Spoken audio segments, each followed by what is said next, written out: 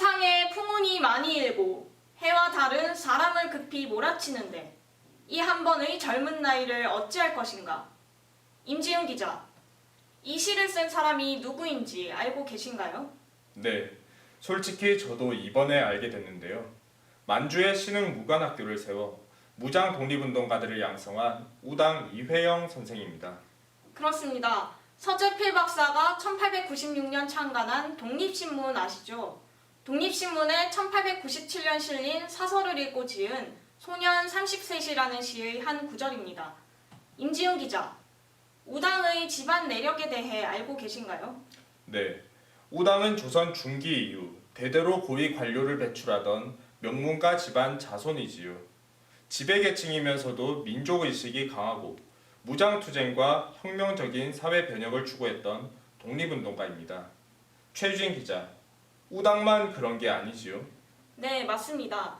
우당이 중심이 돼 형제들과 집안 전체가 독립운동에 몸을 바칩니다. 조상 대대로 물려오던 수많은 정답도 정리해 독립운동을 위해 썼고요.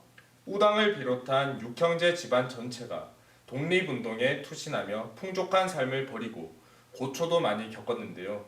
우당 이회영 육형제의 지난했던 독립운동사를 윤종훈 기자가 취재했습니다. 서울 시내 중심부에 자리 잡은 명동.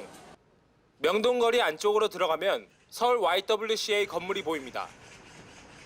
을지로로 연결되는 이 작은 골목길이 2017년 중구청이 새로 이름 지은 우당 이혜영길입니다. YWCA 건물 옆 바로 이 자리가 우당 이혜영 생가터입니다. 생가터에 우당의 흉상을 세워 우국 충정을 기립니다. 흉상 옆에는 생가터를 알리는 작은 표지석도 설치했는데요. 표지석에는 이혜영, 이시영 육형제 집터라고 쓰여 있습니다. 우당 육형제는 조선 중기 문신백사 이양복의 10대 손입니다. 육형제의 아버지 이우승은 이조 판사를 지낸 인물로 1905년 일산의학 체결 반대를 주청한 애국지사입니다. 부친의 반일 애국 정신은 이들 육형제에게 그대로 이어집니다. 육형제는 이곳 명동 일대에 갖고 있던 땅을 모두 정리해 독립운동에 쏟아붓습니다. 1910년 12월 만주로 간 우당 이혜영 일가가 독립운동에 바친 돈은 얼마나 될까? 명동과 고양시 일대의 노른자의 땅인데 현재 기준으로 대략 2조 원대라는 분석입니다. 이 자금을 기반으로 신흥무관학교를 설립하는데요. 그 매천 야록에 의하면은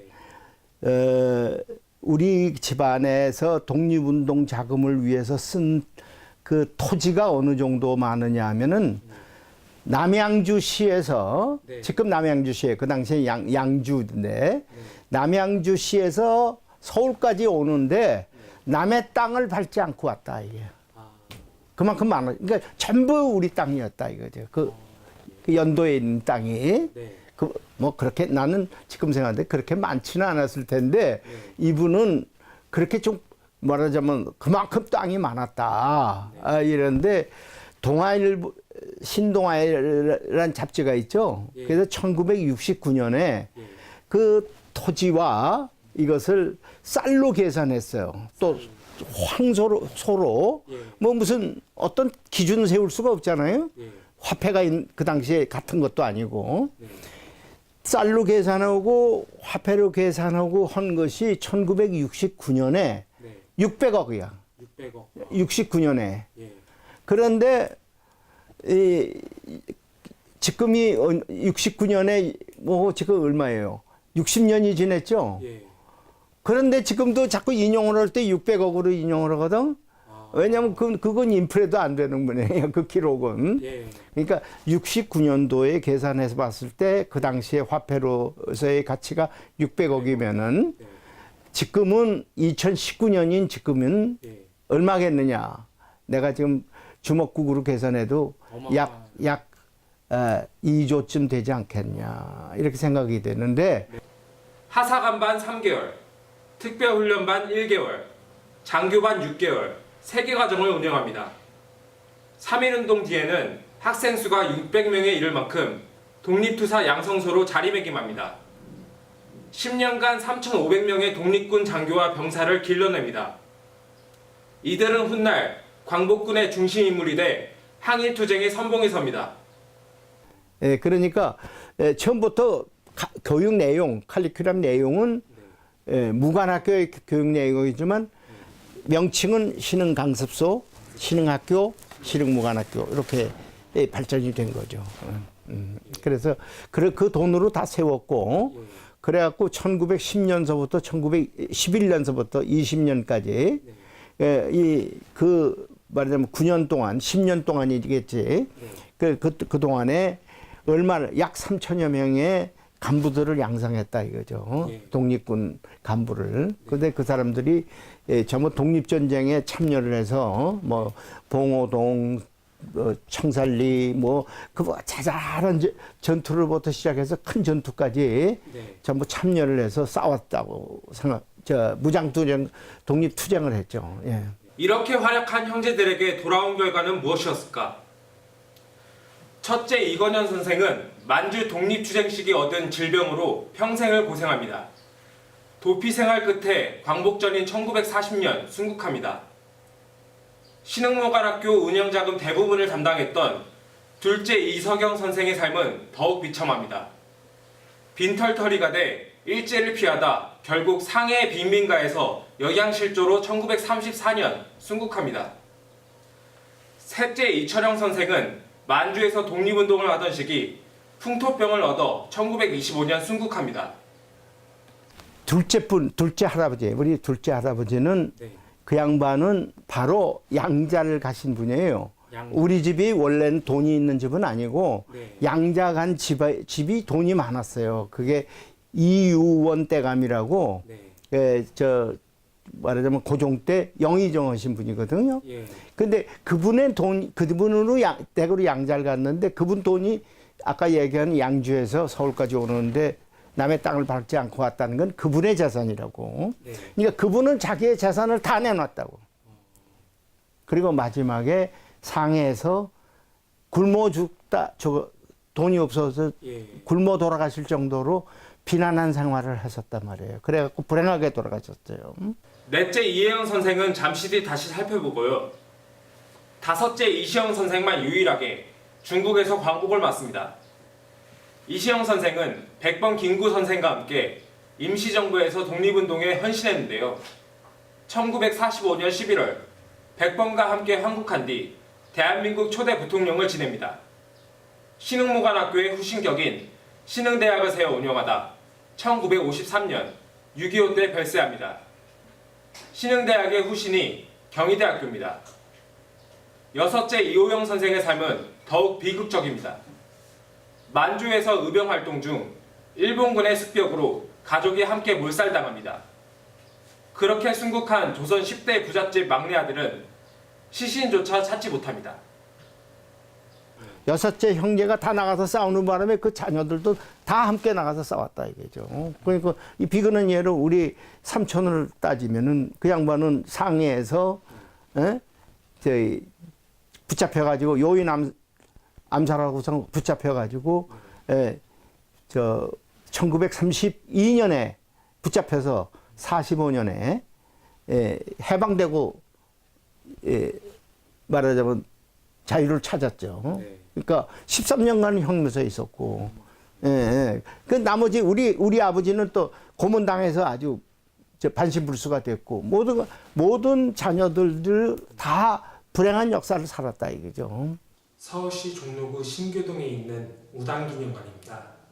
원래 1990년 종로구 동승동에 만들었다 지난 2001년 현재 위치로 옮겨왔습니다. 우당의 일생을 조명하는 각종 자료가 전시돼 탐방객을 찾습니다. 그 우당 이회영 선생과 그 동리들의 독립운동 그 정신을 기리고 또 우리가 계승하기 위해서 세워진 그런 기념관입니다. 그래서 우리가 우당 선생을 통해서 우리 사회 지도자들이 어떤 길을 걸어야 될까 하는 지도자의 사명, 요즘 노브리스 오브리지라고 그러죠. 그걸 우리한테 보여주신 분입니다. 그래서 우당 선생을 통해서 우리 지도자가 나가야 될 길, 그걸 배우는 것이 가장 중요한 일이라고 생각을 합니다. 일본 제국주의 침략에 맞서 모든 부와 특권을 벌인 우당 이해영. 가난하게 살면서도 가장 진보적인 아나키즘 혁명의 길을 선택합니다. 무정부는 건 정부가 없다는 얘기인데 그게 아니라 강력한 폭력에 의한 정부가 없다는 얘기예요. 제왕적 정부가 없다는 거예요. 어? 정부는 이때 이것이 합의된 정부. 그러니까 이 자유공동체에 의한 정부다 이거지. 요역이 됐다. 그래서 나는 아나키즘이라는 것이 무정부주의는 아니고 자유공동체주의. 자유공동체를 만들자. 이게 조금 소단위의 자유공동체가 있어서 그 연합을 하는 이런.